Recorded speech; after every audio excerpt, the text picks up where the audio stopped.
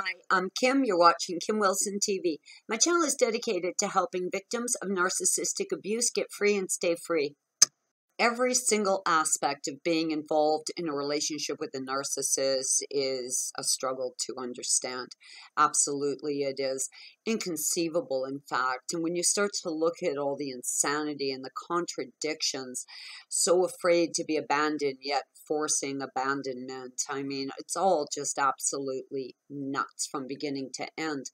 And I do believe that it's hard to see when you're in it. Like, I really struggled to figure out what was going on when I was in it. Now, I wasn't gone long, and I was able to step back and look in at it. And I'll tell you, it started to become pretty apparent pretty quick. And once we start to grasp it, like, I mean, yeah, there's still a lot of questions, but once we start to grasp it, I really believe that that's the first step to cutting it loose, like just letting it go and deciding how we will be defined as individuals, as human beings. Because I'll say for the first maybe 6 months out, I was very much defined by that abuse and how I was feeling as a result of it. Now, I'm almost a year out, and I know lots of you just got out, and congratulations on that. It's very exciting.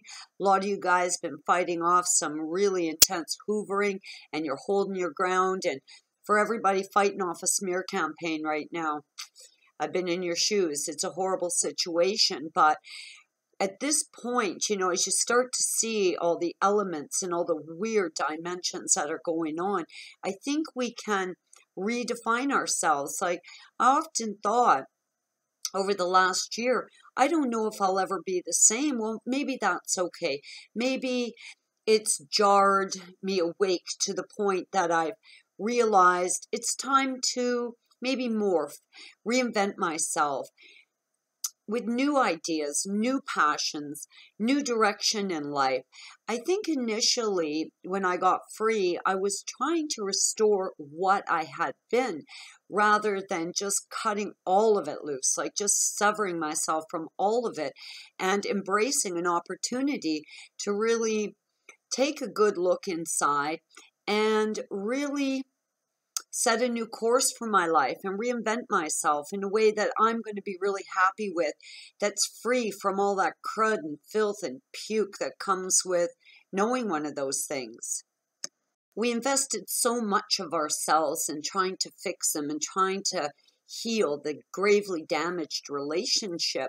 And now we're trying so desperately to understand it. And I guess I'm kind of tired of that. Like, I feel like I don't understand, you know, what gets a tornado going. I don't understand what creates a tornado, but I live in the prairies and I sure know a twister when it's headed towards me. So I think it's kind of like that, where maybe we don't have to understand every tiny aspect of it to know it's horrible. It's absolutely disgusting, evil, ugly, buckets of barf, and we can't have it in our lives. It's absolutely horrendous.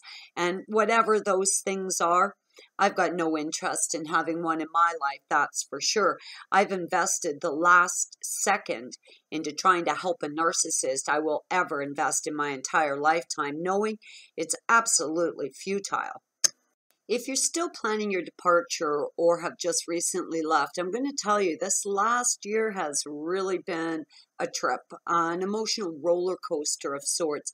I mean, some days feeling really restored in my sense of self-confidence and my belief in myself, my abilities, my capabilities, and then other days kind of bit of a dip, and it kind of comes up and down and it's all over the place.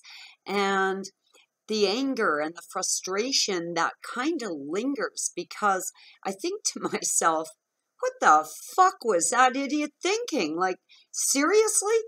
Who the hell treats people like that? Who enters into an alleged love relationship and tortures the shit out of someone, that sucks the soul out of them, sucks their happiness out of them, destroys their relationships, their career, their possessions, their finances? Like, what the fuck was that? I mean, I get that. And it's because I think for a long time we're still on damage control. I mean, I've been out for a year and I've severed all ties with Trevor. All communication is severed. I'm completely no contact. Yet things come up in my daily life where I go, oh God, he fucked this up. Or, oh God, this happened because of him. And, just in life, as you move on, this stuff trails behind you. I mean, I'm going to be years restoring my credit rating. So, no, it's not an easy fix. I think in some ways we're kind of slowed down or held back almost, like restraints from redefining ourselves, reinventing ourselves, finding new interests and hobbies and passions and meeting new people and, restoring our lives, because the damage just keeps lingering. I talked to a friend here the other day who now, a year out, is finally getting to her kitchen cabinets after everything else she's had to deal with, because the Narc painted the matte brown. Like, they've all got to be sanded. I mean, she's got days and days of work because of some effing idiot. Like, it's everywhere. I mean, it's absolutely everywhere. They get their slime and their crud on absolutely everything. And I just find the cleanup just keeps going and going. And I think it's that's been really kind of holding me back to finding my happiness again, because that was certainly stolen. Restoring my sense of confidence, because that was crushed. Feeling like I'm good enough again, or I can do things well, after being told I wasn't good enough and everything I did was shit. It's... And then, I find myself halted emotionally because I want to grow emotionally. I want to move beyond this, but this shit comes up, and then I find myself angry and frustrated and feeling hostile again. And it's like, seriously? Like, I've left you. Like, why didn't I get to leave all this shit behind? But no, the crud just keeps coming with you, and there you are, minding your own business, and up pops a narc crud pile again. More cleanup. And all the while you're struggling to clean up this narc mess, the nasty thing is smear campaigning. Oh my God, like, when does it end? During our time together and all the information we've shared and all the research we've done, I find every question just leads to another question. There really doesn't seem to be any answer. So I think acceptance, like, just, it is what it is, and that's what it is, and just accepting it. And, honestly, I find trying to understand it just causes more frustration for me than any level of understanding. And now I really feel like a year out, I really want to move on with developing me, becoming the best me I can be.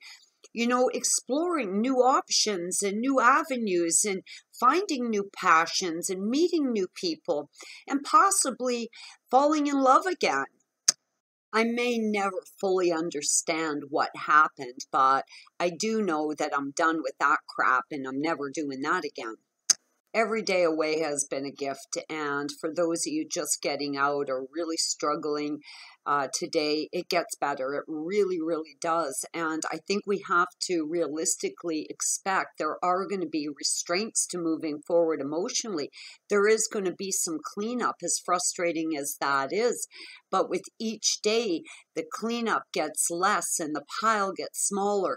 And I feel like I'm moving closer to really being able to invest some serious time in my own emotional growth and restoration. I think initially when I got out, I was so determined to break away from it. I felt like I needed to leap a tall building in a single bound, but now I feel like baby steps is what's been working for me. And I think baby steps is really some days all we can expect. Please share your thoughts on how you've been restoring yourself and reinventing yourself and getting yourself to a better place. I'm Kim. You're watching Kim Wilson TV. I hope you guys are having a great narc-free day.